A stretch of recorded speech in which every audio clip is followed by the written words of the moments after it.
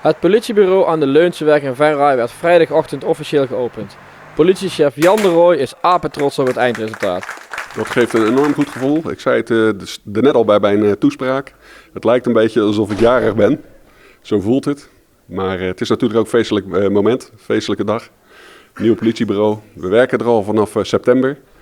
Maar het is wel mooi om een mijlpaal te hebben van hoor eens, dit is het moment waar we uiteindelijk er kunnen zijn voor de burgers buiten. Dat zijn we er natuurlijk altijd al, maar ik vind het wel mooi om een officiële aftrap te hebben. En dat is vandaag. Het nieuwe politieonderkomen heeft enkele bijzondere kenmerken. Nou ja, het is open, ruimtelijk. Er zijn nogal wat mensen in het oude gebouw geweest die gezegd hebben van joh, het is frisser, open ruimtes, veel glas binnen, flexplekken. Niet allemaal ons eigen bureau en ons eigen kamertje. Dus we zijn niet gebonden maar aan dit gebouw, hè? Want het is een gebouw, een stapel stenen. Waarvan uit wij ons werk kunnen doen, maar we moeten eigenlijk ons werk buiten op straat doen bij de burgers, ondernemers binnen ons werkgebied. Het nieuwe gebouw was broodnodig ook. Het stond al wat jaren op de nominatie om gesloopt te worden. Het was te groot. Voor de nationale politie hadden we regiopolitie. En toen was daar de districtsleiding, zoals wij dat noemen, in gehuisvest. Er konden een aantal rechercheteams in werken. Maar uiteindelijk is de nationale politie er gekomen. Na de reorganisatie bleek dat het pand veel te groot was. Het was ook niet meer energiezuinig. En dat is een van de eisen van de overheid. Overheidsgebouwen moeten energie-neutraal in de toekomst. En dat is dit gebouw. Wij betalen hier, of de politie betaalt hier geen energiekosten. Het dak ligt vol met zonnepanelen. Er zit een warmtepompinstallatie in.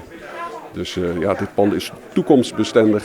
De politieagenten in Venray en omgeving gaan ook weer de straat op om met de burgers in gesprek te gaan. Ja, nou wij draaien de landelijke pilot, mobiel werken. Iedere collega, niet alleen de wijkagenten, iedere collega heeft een laptop. En we kunnen nu overal ons werk doen. Van de week een voorbeeld van een wijkagent die bij de Plusmarkt in Venray was gaan staan met zijn laptop.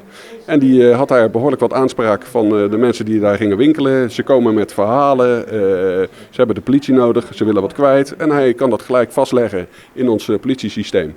En de mensen hoeven geen afspraak meer te maken om naar het bureau te komen. Uiteraard blijft ook het politiebureau aan de Leunseweg gewoon toegankelijk voor alle burgers.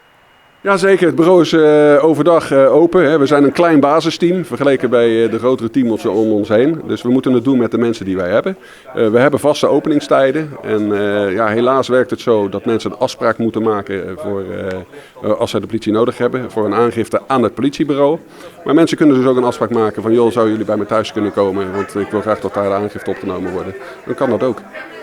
Iedere wijkagent, iedere politieman kan een aangifte opnemen. En zo moet het ook zijn. We moeten naar de mensen toe als zij dat willen. Wij zijn ten dienste van de mensen buiten.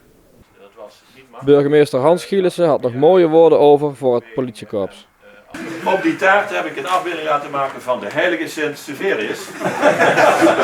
Dat is die. Kom we straks allemaal even bekijken. Dat is jullie beschermheilige. Die hebben jullie verdiend, die hebben jullie ook nodig. Je hoeft er niet in te geloven, maar ze zeggen wel eens, ook als je er niet in gelooft, dan helpt het toch. Ik denk dat we hem invriezen als er Goed. 1 februari, de nationale dag. Nou, zover zijn we nog niet, maar de dag van de politieagent. Proficiat allemaal.